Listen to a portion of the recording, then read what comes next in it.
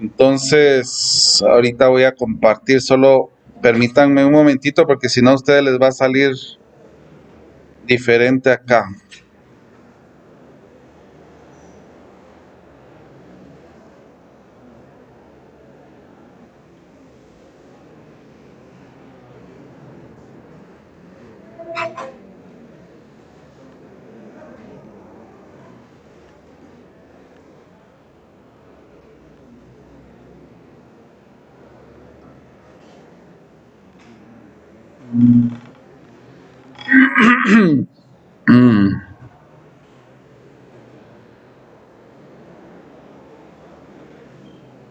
Ahí estamos. Bueno, entonces vamos a comenzar con la historia de la geometría y la trigonometría. Al inicio, el hombre buscaba o utilizaba la matemática de una manera empírica.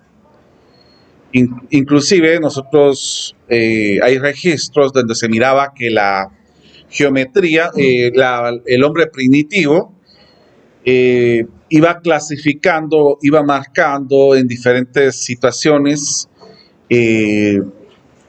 por medio de conteos, iba señalando algunas partes. Otra forma que utilizaban era, por ejemplo, al medir un área, iban clasificando los objetos y los iban dibujando más o menos cómo se miraban los objetos para poder hacer sus siembras y cosechas. Entonces, ustedes pueden observar precisamente en este pictograma algunas figuras, algunas clasificaciones que se van haciendo precisamente de objetos que se rodeaban por forma de su dimensión. Inclusive quiero comentarles de que cuando comenzábamos a observar algunas prácticas que se utilizaban anteriormente, pues se utilizaba para señalar en qué momento era correcto sembrar y cuándo era el momento de cosechar. Que ellos utilizaban eso para ir midiendo los tiempos suficientes. Por ejemplo, todas las culturas tenían algún tipo de conocimiento empírico acerca de esto. Vamos a ir hablando acerca de algunas culturas. Primero hablando de la cultura babilónica, ir expandiéndonos un poco más de la babilónica, viendo la parte de los egipcios, directamente de los papiros, inclusive que se estuvieron demostrando acerca de algunas concepciones que se tenían de la matemática. Por ejemplo, en el antiguo Egipto, había momentos en que ellos tenían sus casas cerca del río Nilo y habían inundaciones que se provocaban al estar viviendo acerca de ellos. Entonces a ellos se les obligó específicamente para ver cuándo era correcto sembrar y cuándo no era correcto sembrar, tomar mediciones. Inclusive quiero comentar que los babilónicos, yo sé que ustedes han conocido esto, han escuchado tal vez esta historia, pero el teorema de Pitágoras es considerado el primer matemático puro, pero el teorema de Pitágoras no fue específicamente que lo haya visto, sino que él vio en una práctica de los babilónicos, y a través de visualizarlo en esta práctica, los babilónicos, él le dio ya un sentido formal.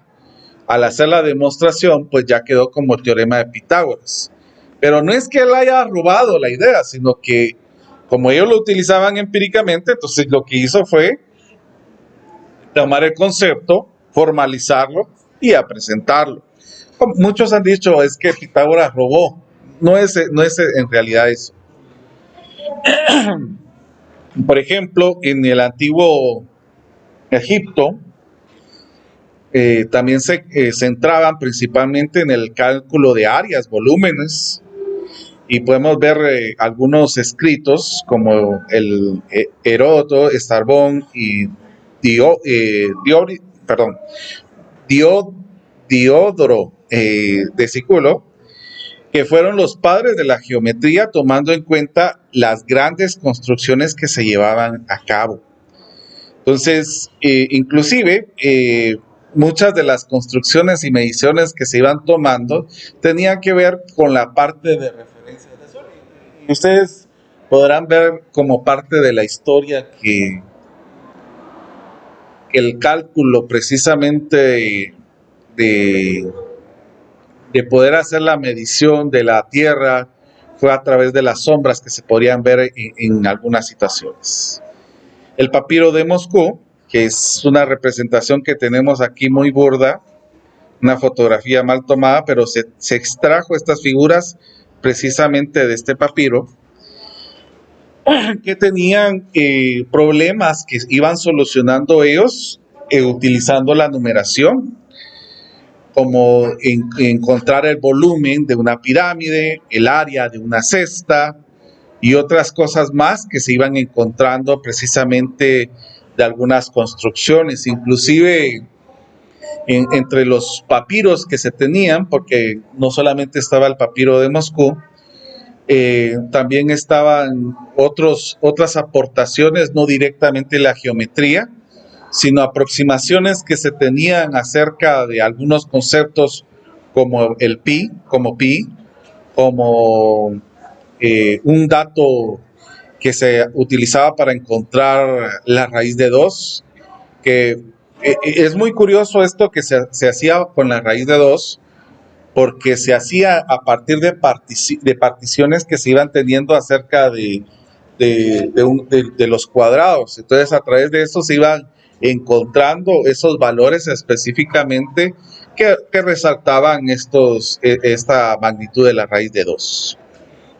En Babilonia, podemos observar que la geometría estaba ligada a muchas mediciones prácticas, y tenían algunas formas que funcionaban, eran funcionales para la época, para encontrar algún tipo de áreas. Obviamente, si ustedes se encuentran en algunos aspectos falla, en otros aspectos pues puede ser más muy similar a la nuestra. Entonces, pero ellos se encontraban haciendo estas situaciones, inclusive como les dije, tenían muy buenas aproximaciones acerca del número pi y los volúmenes que se tenían de prismas y cilindros que calculaban multiplicando el área de la base por la altura, y tenían fórmulas para determinar el volumen de un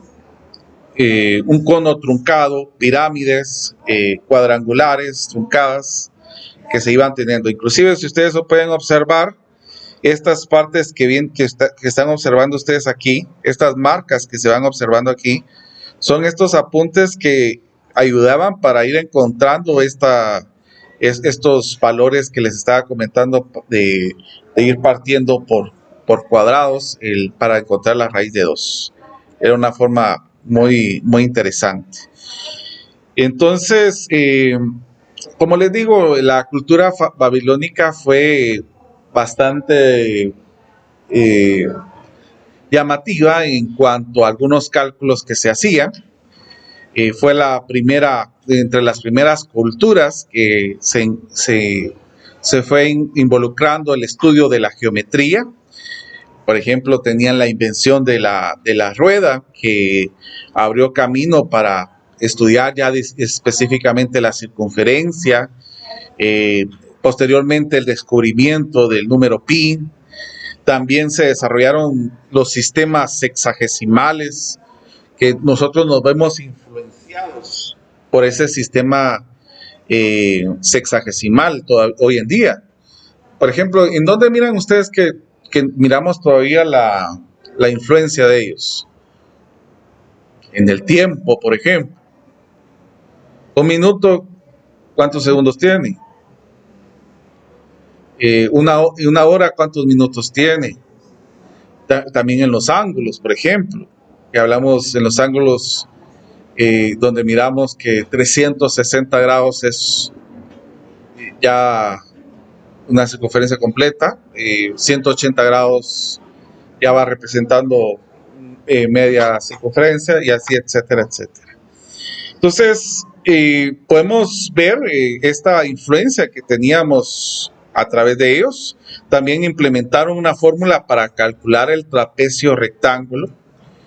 Y esto lo tomaron de muchas prácticas que se iban tomando acerca de estas culturas. También está el papiro de Rin. Este fue escrito por el escriba Ames a mediados del siglo XV antes de Cristo.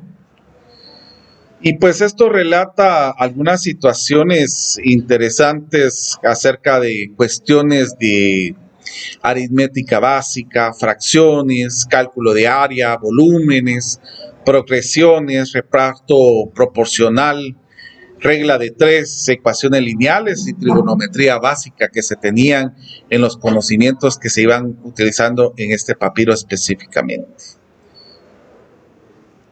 Ya viendo también en la parte de Mesopotamia, se habían desarrollado una escritura a través de tablillas que se plasmaban con cuñas. Y aquí se crearon un sistema de numeración posicional de base de 60, que era la sexagesimal que estábamos comentando, y se caracterizaba por utilizar mucho la parte geométrica para solucionar problemas sociales de agrimensura a partir de las zonas que tenían problemas para poder cultivarse. Y pues ya fue específicamente en los conceptos de Grecia donde se construye ya la geometría clásica.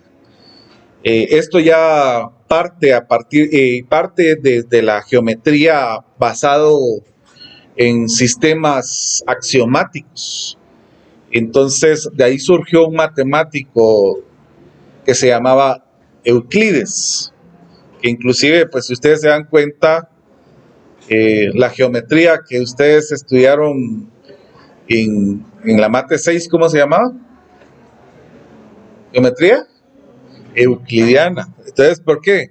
Porque ya viene precisamente de los conceptos de Euclides. Y aquí ya va tomando definiciones de las figuras geométricas mediante la comparación de ángulos, longitudes y ciertas propiedades que van definiendo la geometría euclidiana. Entonces, a partir de Grecia se comienza a consolidar los postulados de Euclides. Hay un libro que él escribió precisamente donde se señala 48 proposiciones a partir de 23 definiciones y 5 postulados y 5 axiomas. Este es el libro llamado Los Elementos, que yo creo que hay una versión en español. Voy a tratar de ver si se las consigo para que ustedes observen y vayan comparando cómo era la definición que le daba al punto, cuál era la definición que le daba a la recta, cuál era la definición que le daba ¿cómo se llama? Al espacio, a comparación de lo que nosotros conocemos el día de hoy, para que ustedes vayan observando la diferencia, que aunque tal vez se utilizó un lenguaje muy no tan elegante como se puede ver ahora, pues no pierde la noción de lo que él estaba buscando.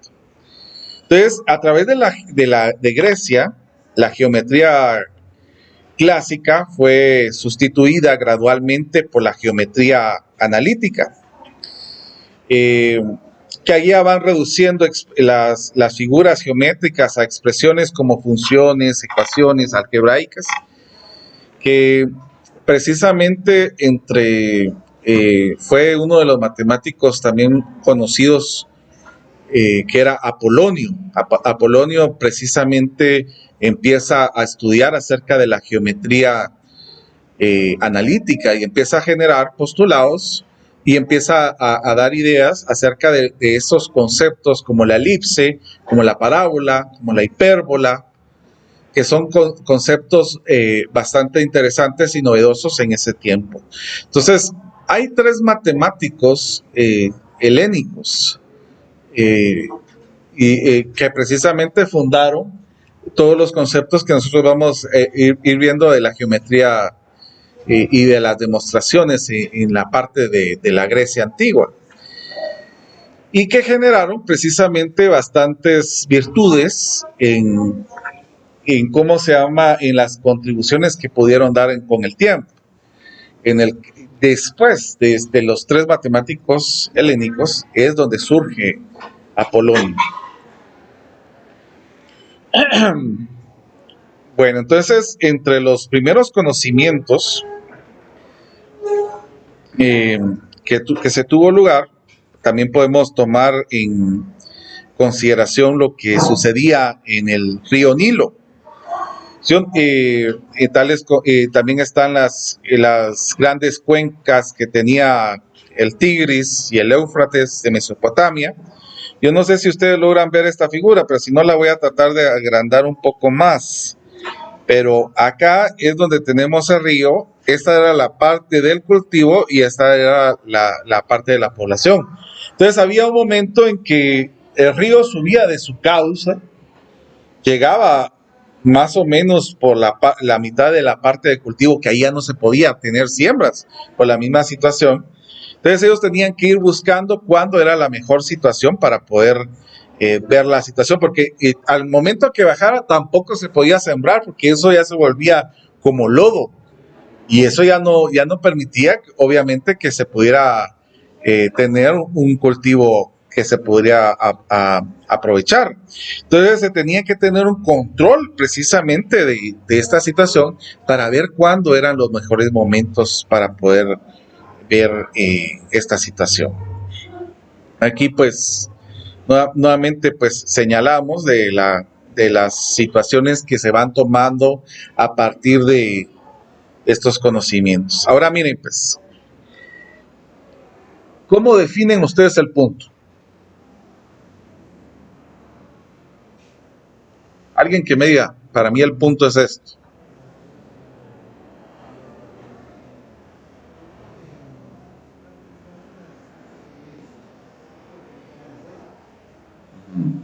Es lo que deja una huella, es lo que dicen en artes plásticas. Yo también lo he leído así en libros de artes plásticas. ¿Alguien más? ¿Ah?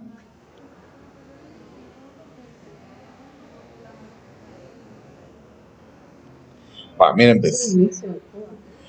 pues, es que esa es la situación, porque el punto, tanto el punto, la recta, son conceptos que a uno utiliza para poder enseñar, pero en realidad el punto que es una posición. Exacto. Nosotros, miren, si ustedes miran en GeoGebra, vamos a ir a GeoGebra para que ustedes observen esto.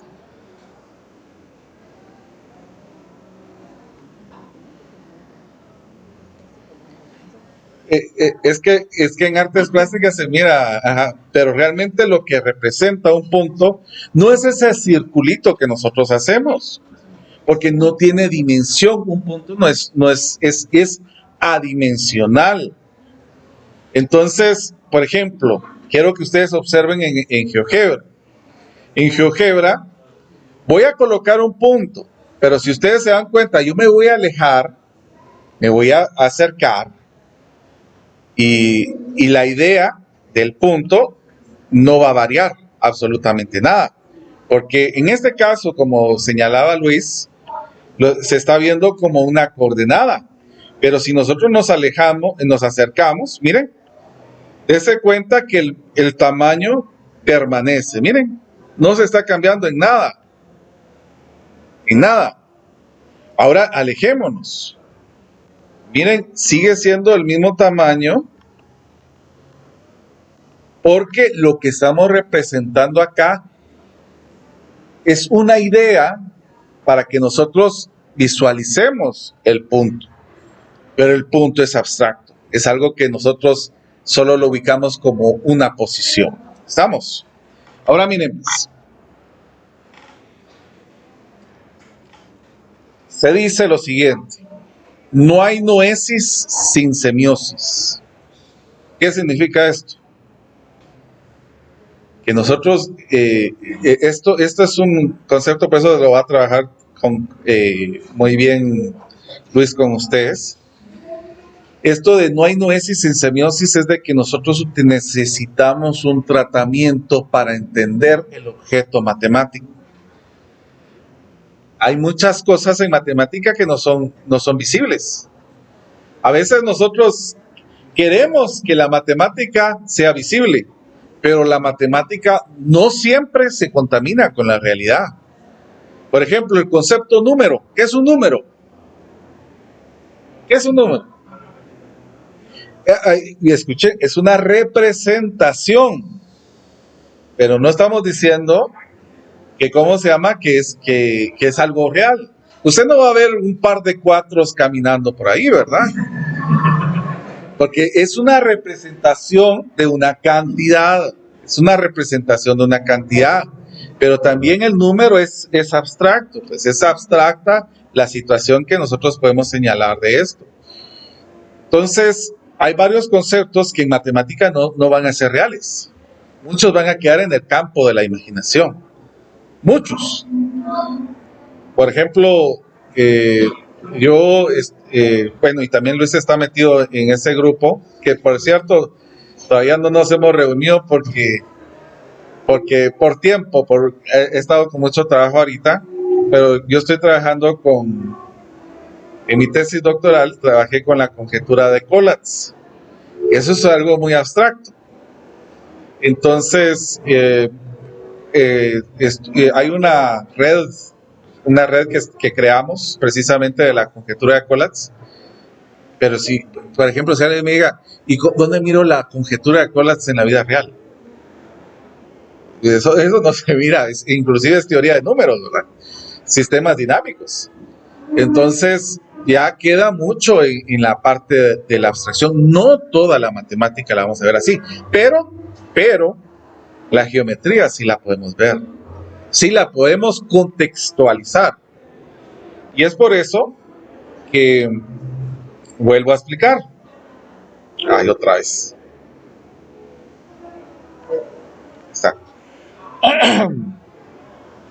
Para que nosotros podamos aprender, a veces nosotros tenemos que recurrir a un tratamiento de representaciones. Por ejemplo, si yo les digo en esta foto, ¿qué conceptos geométricos podría decirme usted que puede representarse ahí? Escuche bien lo que les estoy diciendo. No les estoy diciendo qué objetos geométricos están ahí. ¿Qué objetos geométricos se pueden representar en esta foto? En esta, miren, donde están las montañas. ¿Cómo? ¿No? ¿Triángulos? Ajá. ¿Pirámide? ¿Ah? ¿Cono? ¿En dónde? ¿Cono?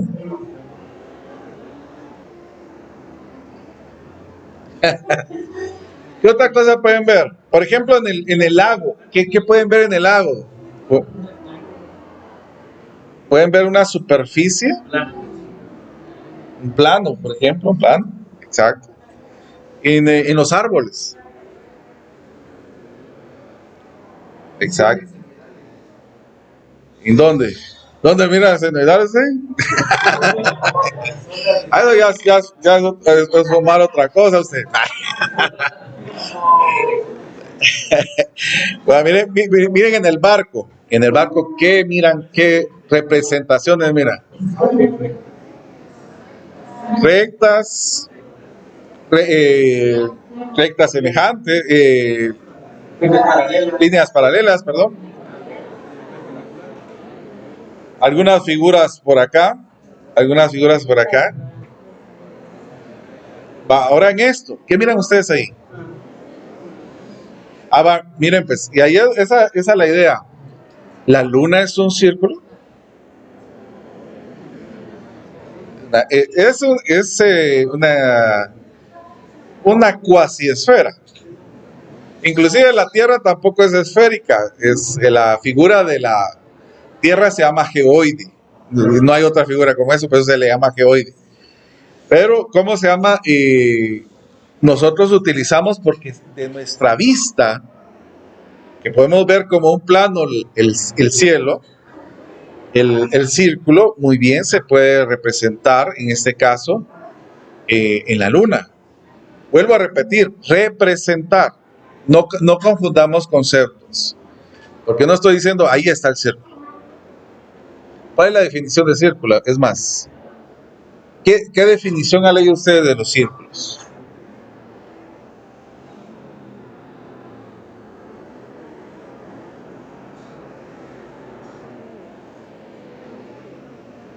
A ver, alguien que me diga. Es un conjunto de puntos que...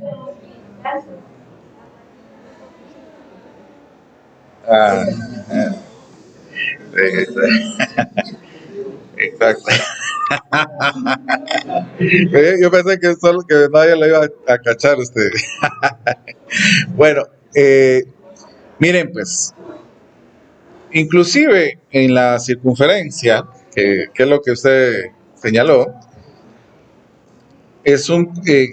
hay errores en los libros que señalan diciendo que es un conjunto de puntos que equidistan a un punto central.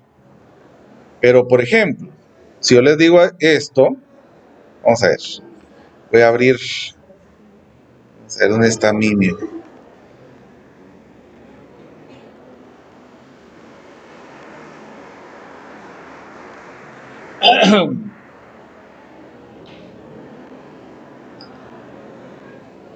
Ah, vamos a ver. Por eso es que yo quiero, realmente lo que yo busco en este curso, chicos, es que votemos lo que nosotros hemos aprendido. Por ejemplo, que yo coloque un punto aquí.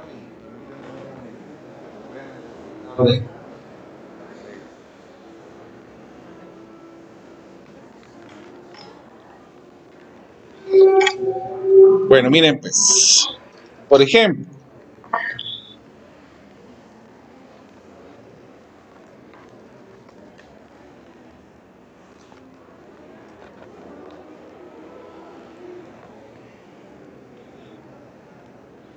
¿será que si yo coloco un punto, estos están equidistantes a ese punto? ¿Ah? ¿En 3 dimensiones exactamente? ¿Podría ser equidistante, sí o no? En 3 dimensiones sí. En 3 dimensiones sí. Entonces ahí votaríamos la idea esa. Porque ahí le tendríamos que agregar algo más.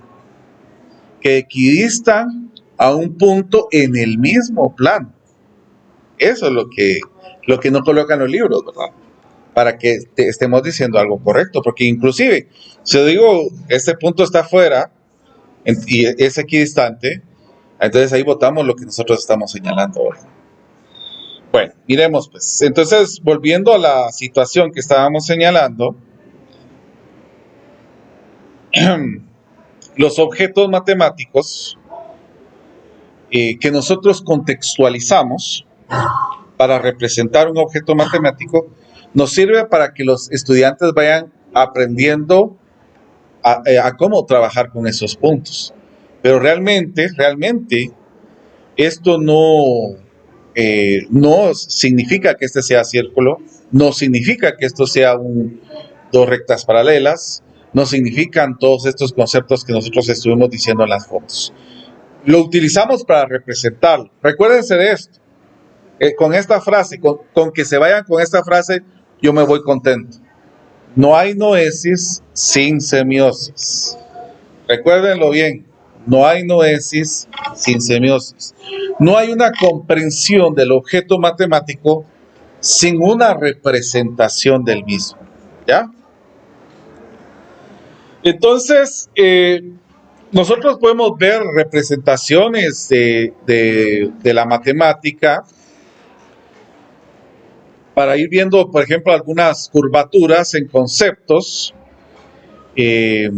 Hablamos de la luna, que se puede tomar el concepto del círculo, un lago en calma, que es la idea del plano que estábamos señalando, las cuerdas tensas de un barco que formarían la idea de una recta. Bueno, tal vez no sería ni una recta, sería un segmento, ¿sí? No hay noesis sin semiosis. Vamos a ver si no lo dije al revés. ¿Sí, va? Ya me quedé con duda.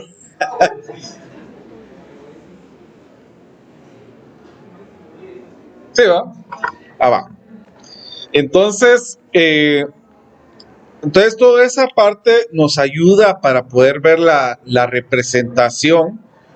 Por ejemplo, al tener una linterna, ¿qué pasaría si yo tengo una linterna y la apunto verticalmente hacia abajo?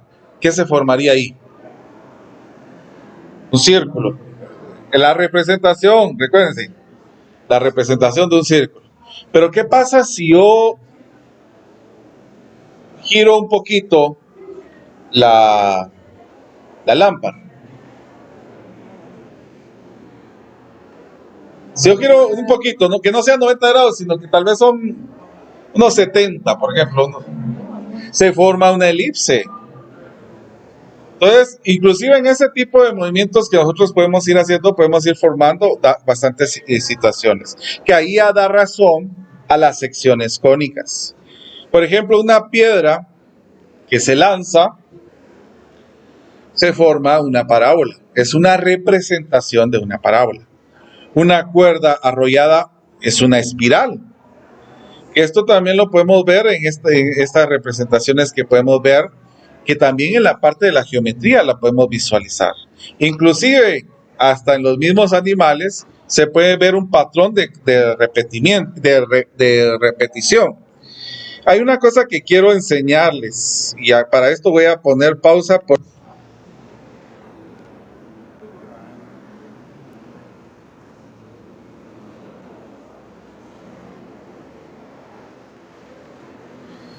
Entonces, yo quería que ustedes visualizaran, lamentablemente no se pudo ver acá, pero yo quería que ustedes vieran patrones que se repetían en algunas situaciones, como por ejemplo el número áureo está en varias partes. Por ejemplo, me gusta mucho cuando se representa en los girasoles, que me hubiera fascinado que ustedes lo hubieran podido ver. Lamentablemente pues no se pudo. Entonces, pero podemos ver varias representaciones acá. Por ejemplo, patrones que se van repitiendo, por ejemplo, en el cuerno de este animal. Entonces, les estaba comentando que cuando pasamos de la geometría empírica a la geometría científica, inicialmente el ser humano considera los problemas geométricos concretos y que se van a representar de forma individual y sin interconexiones que son observadas, como la luna. Creo que esta es una luna para que salgan los osaros. Ahora miren, en este caso podemos ver aquí una representación del ángulo recto. Esto nos va señalando la orientación de rectas paralelas, y como les estaba comentando, al momento de tomar una lámpara y moverla con una cantidad de grados, lo que se va formando es una elipse precisamente. Entonces, cuando el humano fue capaz de extraer estas nociones geométricas concretas, Aquí ya vino a generarse esta situación de conocer los objetos en su parte abstracta y llegar a tomar a la geometría no como algo empírico, sino como algo científico, como algo de ciencias. Entonces, allá miramos precisamente algunas situaciones importantes como los recorridos circulares que podamos tener, el diámetro, cuando se divide al dividir la razón de la circunferencia con su diámetro, que se va formando el pi. Inclusive quiero comentarles que en la Biblia hay una aproximación muy cercana acerca del pi. Si ustedes buscan en el primer libro de Reyes, capítulo 7, versículo 23, ahí se hace una referencia precisamente a la medida de pi, solamente que se hace con una relación de un valor de 3. Nosotros sabemos de que es 3.14, ¿verdad? Y los demás números, es infinito. Bueno, se asume que es infinito. Es primero de Reyes, capítulo 7, versículo 23.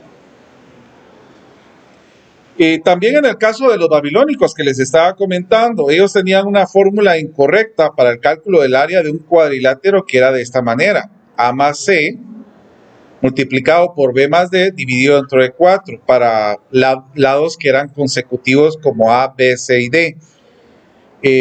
Sin embargo, en algunos cuadriláteros no casaba, pero en los rectángulos sí. Era la situación que se iba tomando. Entonces, entre la demostración de la cultura helénica, se utilizaba mucho las demostraciones lógicas.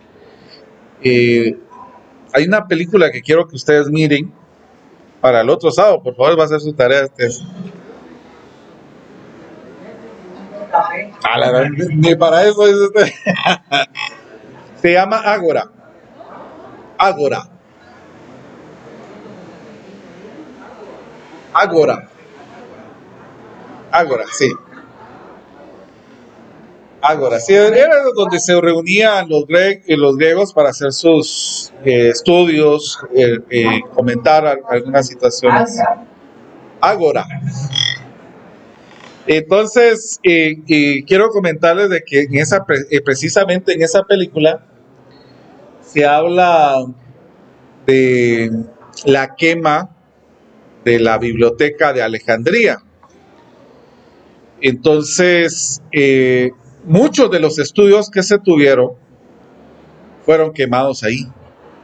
Por eso es de que hoy en día nosotros no encontramos muchas demostraciones lógicas que se hacían, que se hicieron anteriormente. Sin embargo, por los escritos que se van teniendo y por la parte que se va tomando, por ejemplo, con los libros o con algunos textos que se lograron recuperar, se van asumiendo algunas demostraciones lógicas.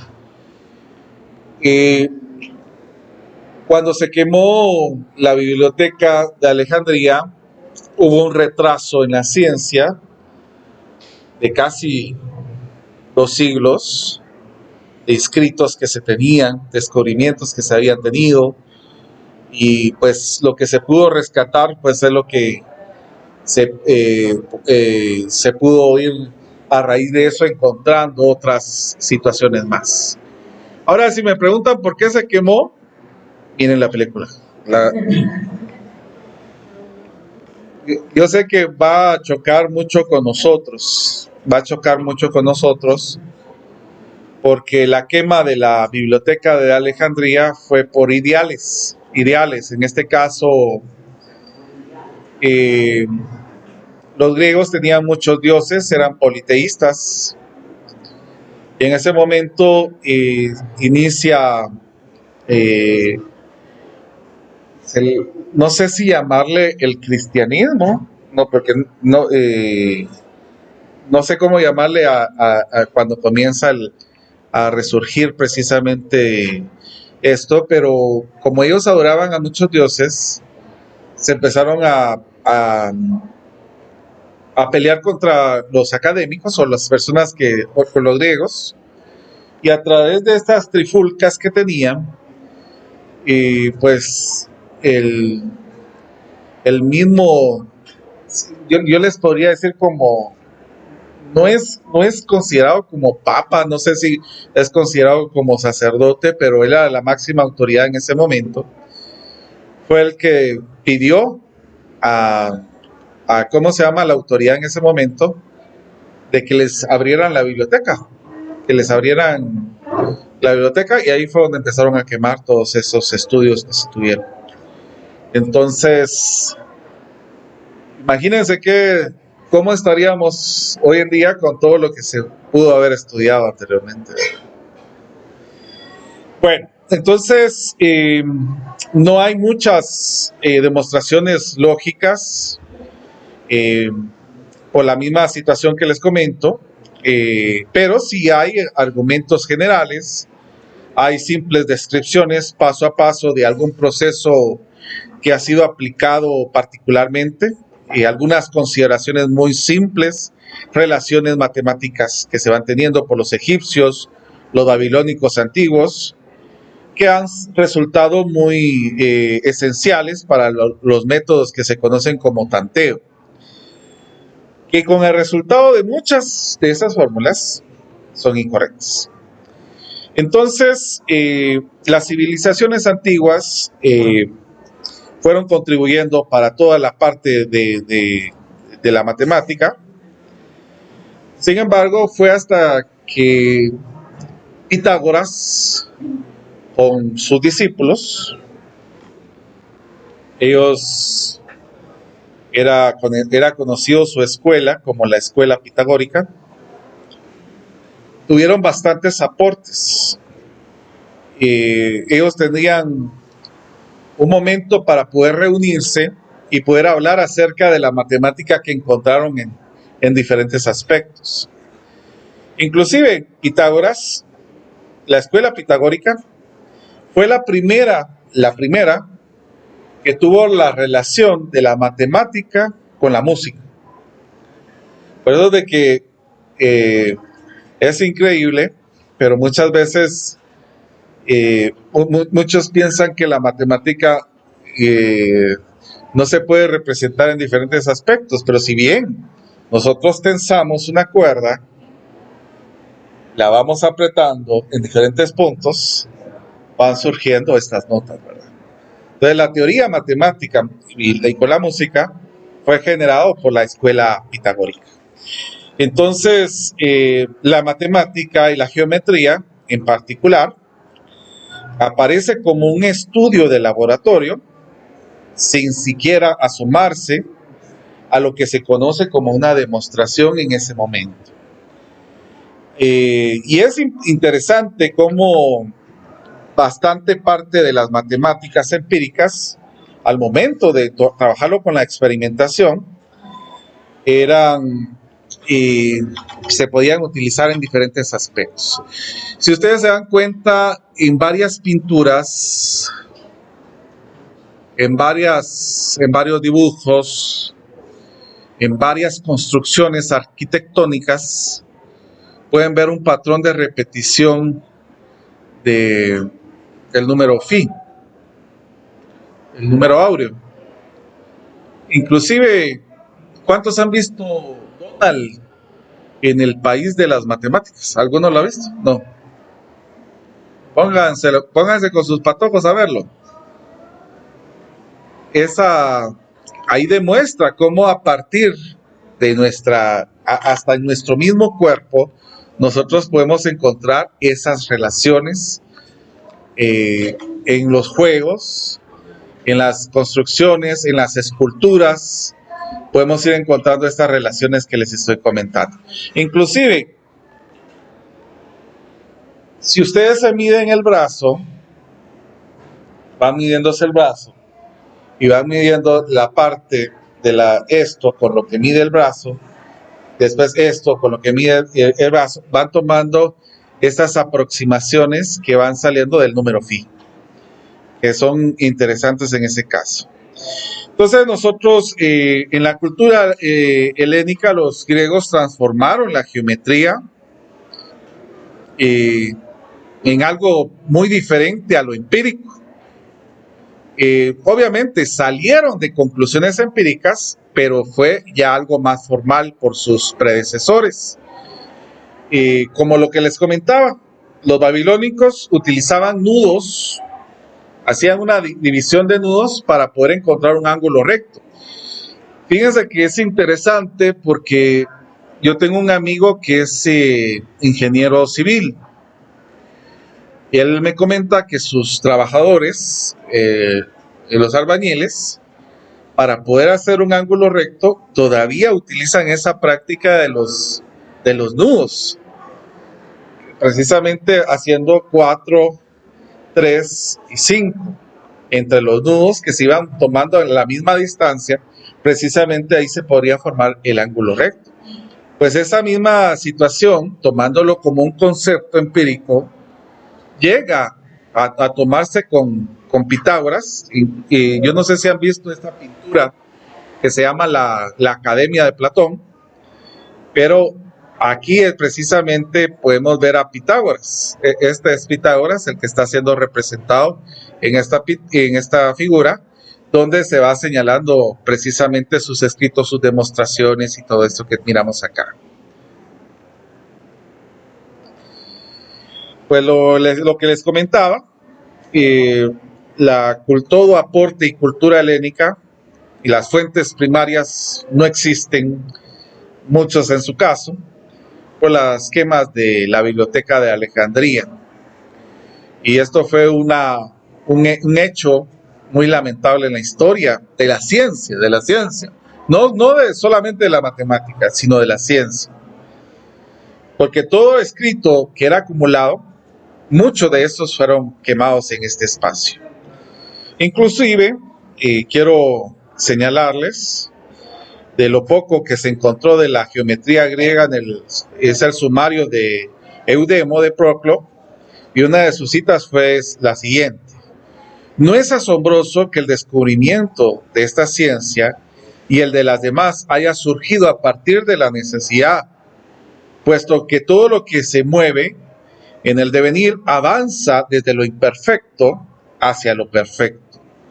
Resulta así natural el tránsito de la percepción hasta el razonamiento y desde este hasta la intelección, tal como el conocimiento exacto de los números, debido a su origen al comercio e intercambio entre los fenicios. Así también la geometría fue descubierta por los egipcios por la causa mencionada. Entonces, a mitad del siglo VI antes de Cristo, podemos ver otro fundador valioso de la geometría sistémica, que era Tales de Mileto, y él fue conocido por sus métodos deductivos en la geometría. A ver, quiero saber, ustedes tanto en la investigación han señalado dos conceptos cuando se les pregunta esto en ciencias. ¿Cuál es el método deductivo y cuál es el método inductivo? ¿El deductivo? Ajá.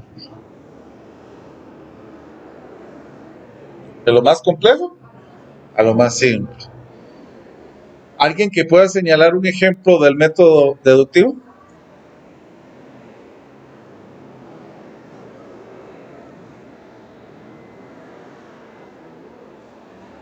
A ver, coméntalo. El orden de los números.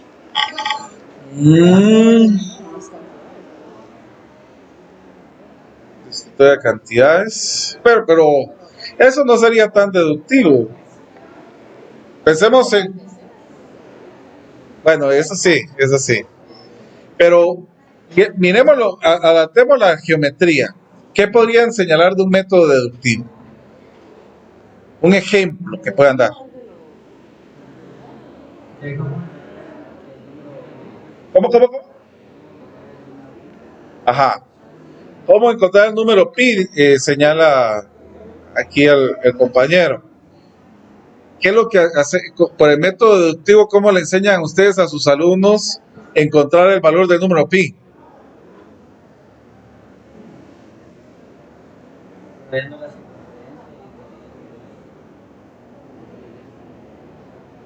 ¿Cómo?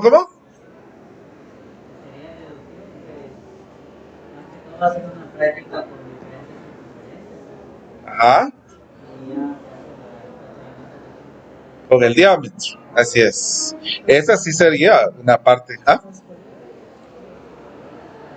¿Los podría a los polígonos? Ajá. Ahora, en el inductivo, un ejemplo. El deductivo iría algo más de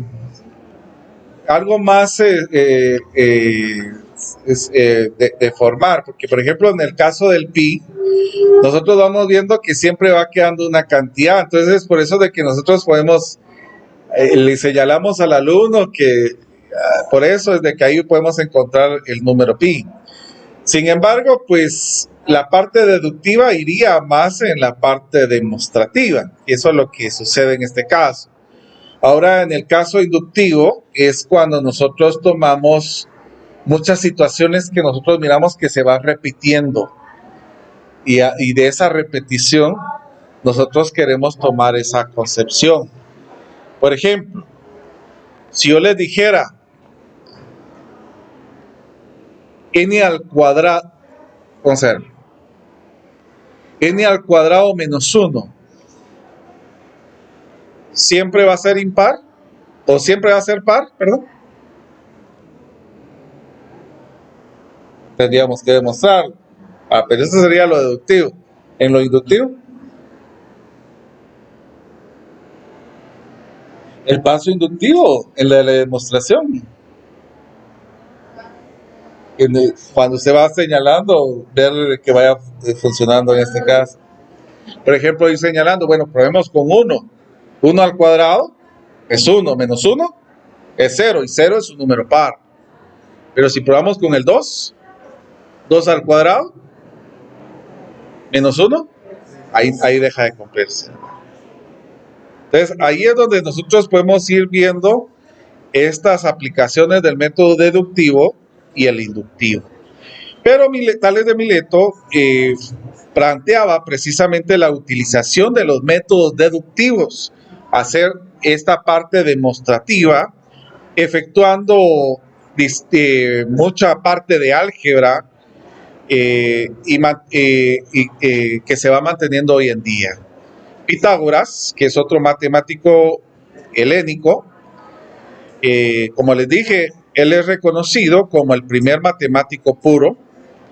A él se le atribuye haber continuado con la sistematización de la geometría, que pasó 50 años después de Tales de Mileto.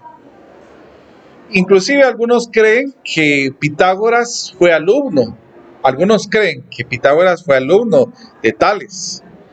Y como les comenté, en su viaje a Egipto y su regreso a Grecia, tomó algunas ideas y las fue demostrando para poder señalar después sus teoremas. El tercer matemático helénico, que son los 3 matemáticos helénicos más notables, está Euclides, 300 años antes de Cristo, que produjo con mucho esfuerzo para esa época el libro de los elementos en una sola cadena deductiva. Y miren, esto es increíble: 465 proposiciones claras y elegantes, que comprende la geometría plana y del espacio, también la teoría de números y el álgebra geométrica griego. Entonces aquí esto ayudó para presentar argumentos en los procedimientos deductivos para cualquier principio que sirve para tomar estas citaciones. Nosotros siempre cuando hacemos una demostración partimos de los axiomas. nosotros no podemos partir si nosotros no tenemos algo sin tener para poder sostenernos.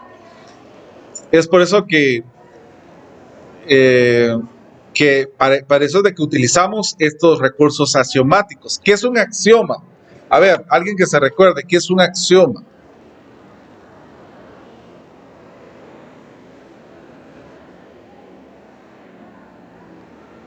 ¿Qué es un axioma? ¿Nadie sabe qué es un axioma?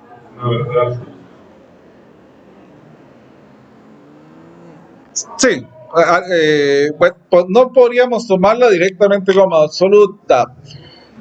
La idea va ahí, pero es algo que no, es una verdad que nosotros lo tomamos sin demostrarlo. No tiene necesidad de demostrarlo, sino lo tomamos como algo base, ¿verdad? ¿Cómo? Implícito, ajá, exacto. Entonces, ante estas situaciones nosotros nos vamos a basar mucho de estos axiomas o estos postulados, que también es el otro nombre que se le refiere, a estos postulados que propone Euclides. Esa va a ser mucha base de lo que nosotros vamos a utilizar en el curso. Entonces, quiero comentarles acerca de estos términos, de los elementos del método axiomático.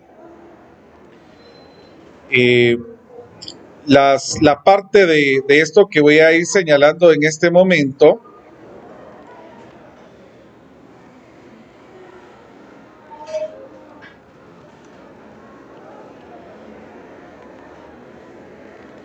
va relacionado con esto. Miren.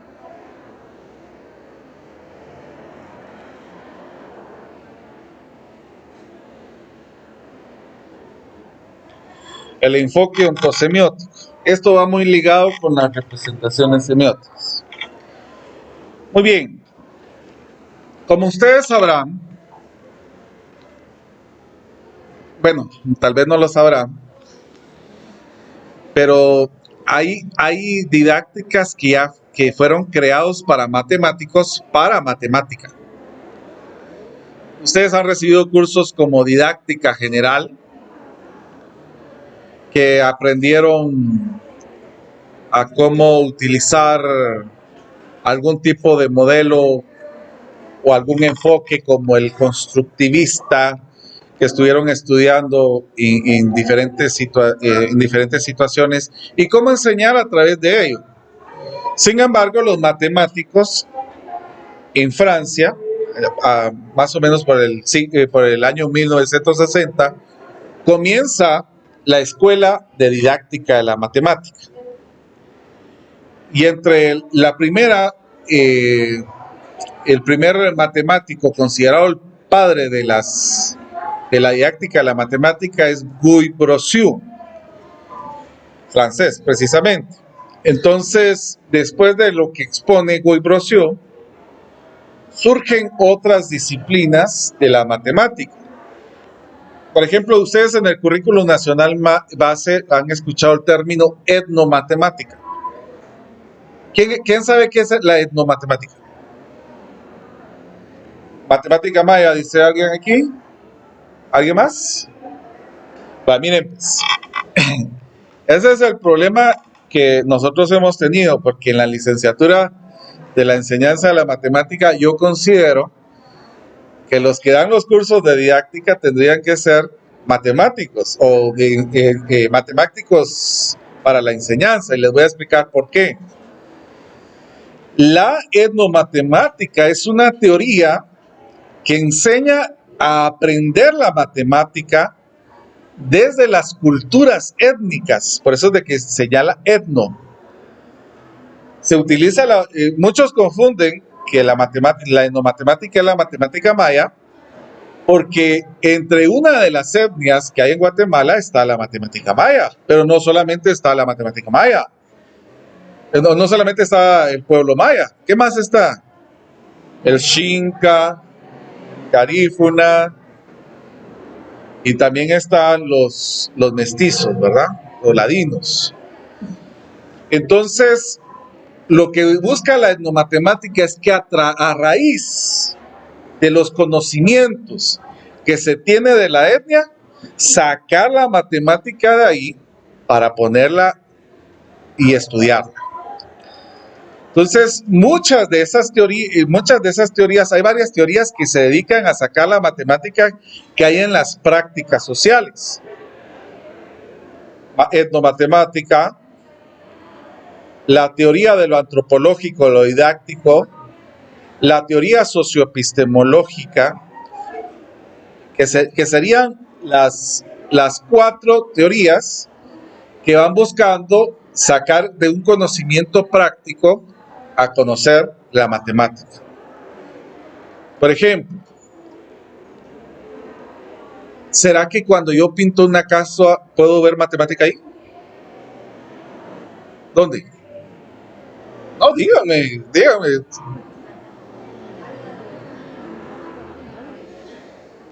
Presupuesto, pintar, construcción, esas son prácticas sociales.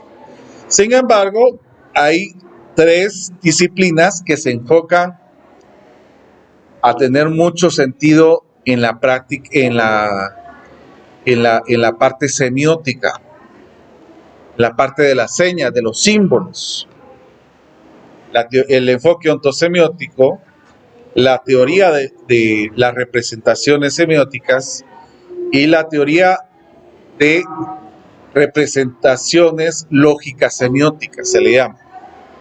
Entonces, este enfoque ontosemiótico va buscando que se le ponga mucha importancia al símbolo, al concepto matemático.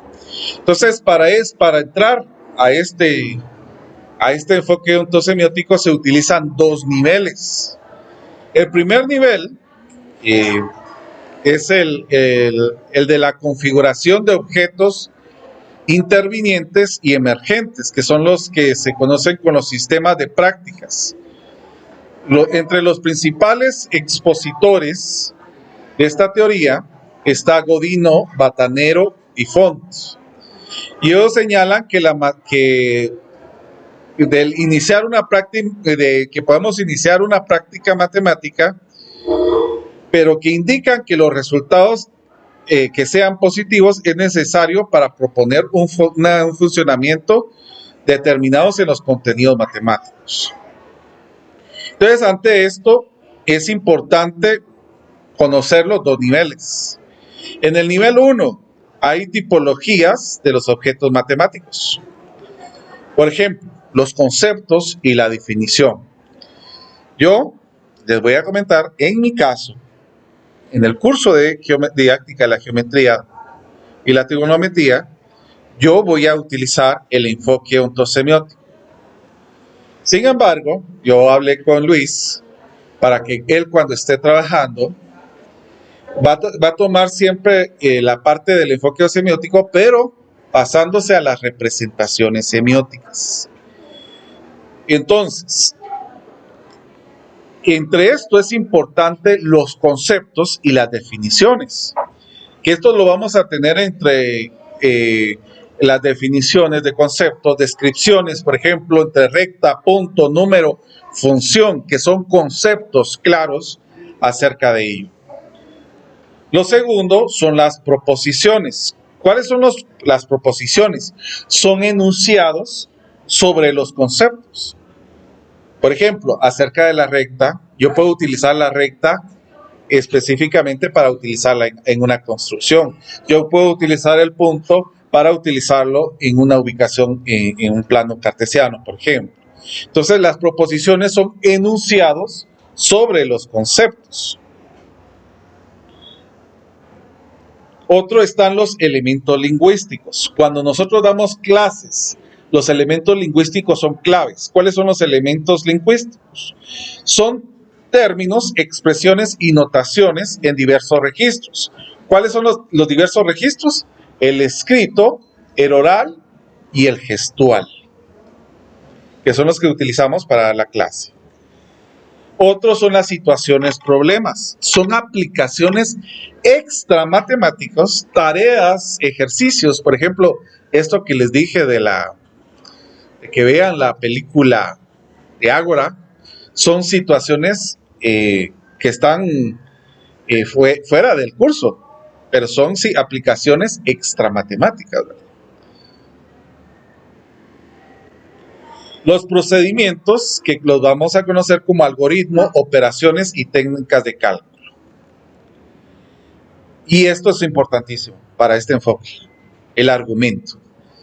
Yo les voy a pedir a ustedes de que cuando me den una respuesta, me la argumente. Entonces, por favor, tienen que aprender a argumentar. Les voy a comentar qué me pasó una vez en mi examen cuando yo me gradué de licenciatura. Me preguntaron acerca de un aspecto de mi tesis. Y yo les dije, es que esto puede ser así por esto. Puede, me dijeron. Entonces, puede que usted gane este examen. Entonces, nosotros tenemos que aprender a argumentar. Argumentar lo que nosotros vamos a decir. ¿Y con qué nos vamos a argumentar? Con los conceptos, con los procedimientos. Todo eso es esencial. Entonces, un argumento son enunciados usados para validar o explicar las proposiciones y procedimientos deductivos o de otro tipo. Inclusive aquí puse una regla de inferencia, a ver si se recuerdan. ¿Qué regla de inferencia es esta? ¿Cómo? Modus ponens. Entonces, la didáctica de la matemática está compuesto por 4 aspectos. La parte de la filosofía, la sociología, la matemática como disciplina pura y la psicología. ¿Por qué creen que está la psicología aquí?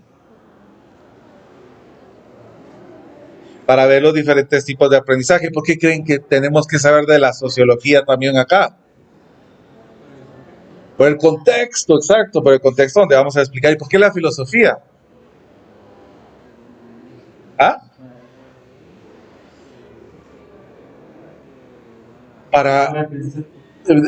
Para utilizar métodos de razonamiento. Para utilizar los métodos de razonamiento. Entonces, las nociones teóricas del enfoque ontosemiótico, que conozcanlo como EOS para que se les quede fácil. El enfoque ontosemiótico.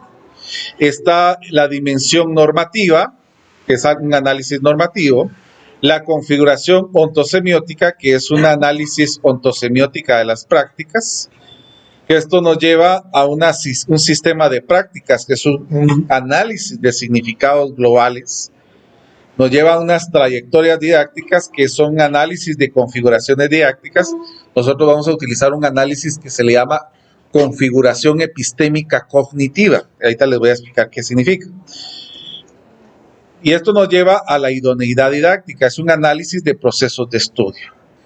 Entonces, todos estos compuestos, todas estas nociones teóricas son las que nos ayudan a nosotros a comprender cómo hacer el traslado del conocimiento con el enfoque ontosemiótico. Entonces, para el enfoque ontosemiótico necesitamos estas palabras claves. Prácticas matemáticas, institución, práctica institucional, práctica personal, objeto, significado, conocimiento, comprensión y función semiótica. El segundo nivel son los de los atributos contextuales. Aquí entra en noción el juego del lenguaje, que tiene un lugar importante junto a la noción de la institución, los objetos matemáticos que intervienen en las prácticas matemáticas y los emergentes según el tipo de lenguaje que participan. Yo les quiero señalar, ustedes saben que aquí en Guatemala nosotros utilizamos diferentes expresiones para una misma cosa. Por ejemplo, yo cuando vine de yo soy de San Marcos.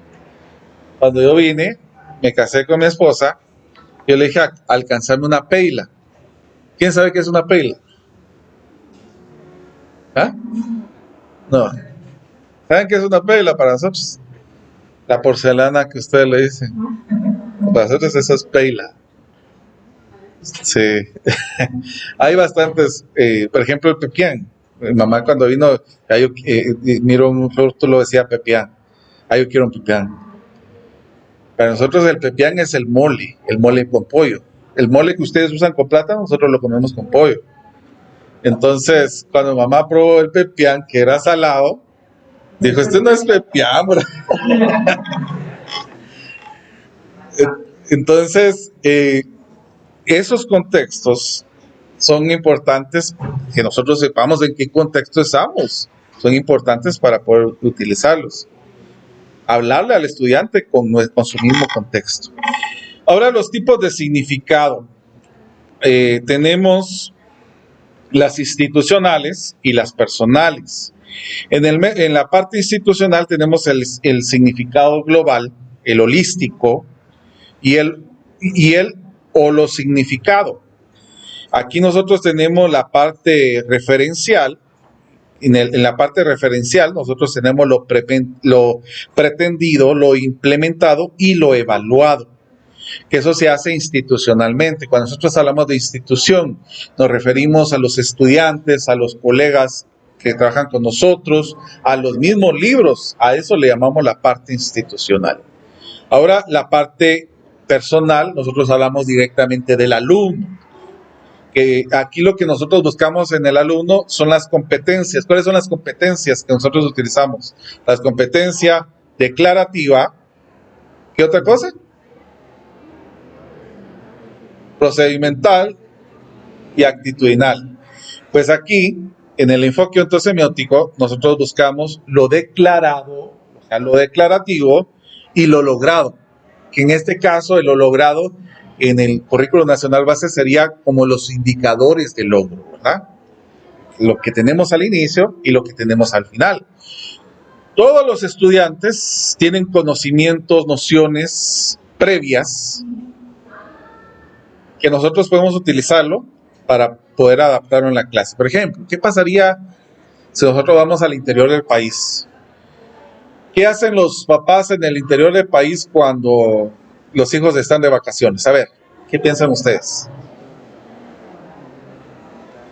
Se los llevan al campo, pues. Y a través de eso que ellos han trabajado en el campo, ¿qué podemos utilizar para que ellos vayan utilizando esos conceptos? Bueno, aquí hay área. Aquí hay un perímetro. Aquí hay de tiempos. Utilizar ese conocimiento que han tenido en casa y aprovecharlo. Entonces, eso es lo que nosotros tenemos que llevar de ese lenguaje factual al lenguaje simbólico, que es el que nosotros utilizamos. Entonces, aquí hay varios dualismos que vamos a utilizar. Está el personal y el institucional.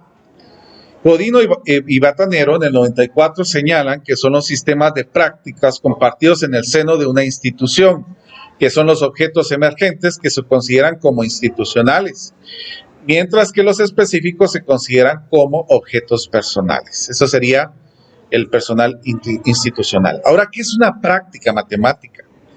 La práctica matemática, Font y Batanero lo señalan, que se le considera una práctica matemática a toda actuación, ¿qué dice acá?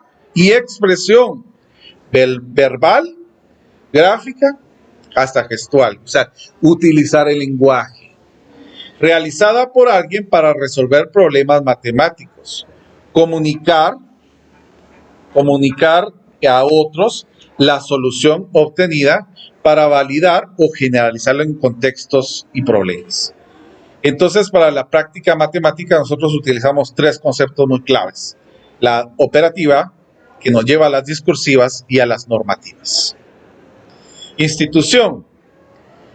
Para el enfoque ontosemiótico, la institución está constituida por personas involucradas en una misma clase de situaciones problemáticas. El compromiso mutuo, la misma problemática que lleva con la realización de prácticas sociales, que suelen tener rasgos particulares y generales que son condicionadas por otros instrumentos disponibles en la misma, sus reglas, sus modos de funcionamiento. Entonces, en la institución está el profesor, el mismo curso, la misma asignatura de matemática, los textos, todo lo que se mira en la institución. El problema ontológico. El objeto matemático en cualquier entidad material o inmaterial, o sea, que se puede ver o no se puede ver, intervienen en la práctica matemática apoyando y regulando su realización. No hay actividad matemática sin objetos. No hay objetos sin actividad matemática. Que eso también viene siendo, no hay noesis sin semiosis. Entonces, entre las dualidades que vamos a señalar está lo ostensivo a lo intensivo, el extensivo al intensivo, el significante al significado, el unitario al sistémico. Ahora, ¿qué es un objeto matemático? El objeto matemático es cualquier entidad material o inmaterial que interviene en la práctica, apoyando y regulando su realización. Miremos ahora esta dualidad. Se extiende por ostensivo a cualquier objeto que es público y que por lo tanto se puede mostrar a otro. Los objetos institucionales y personales tienen una naturaleza no ostensiva, o sea que no son perceptibles por sí mismos. Ahora bien, cualquiera de los objetos que se usan en las prácticas públicas son por medios ostensivos asociados, están las notaciones, los símbolos y los gráficos. Esta clasificación entre ambos es relativa en el lenguaje, porque en el caso de acá, el objeto puede ser también pensado o imaginado. Y por otro lado, puede estar en un discurso matemático. Un ejemplo, por ejemplo, el signo de multiplicar en la notación algebraica. En la expresión y el contenido, que eso lo vamos a dejar para la otra semana porque ya nos pasamos de tiempo, ya nos vamos a pasar de tiempo. Entonces, miren,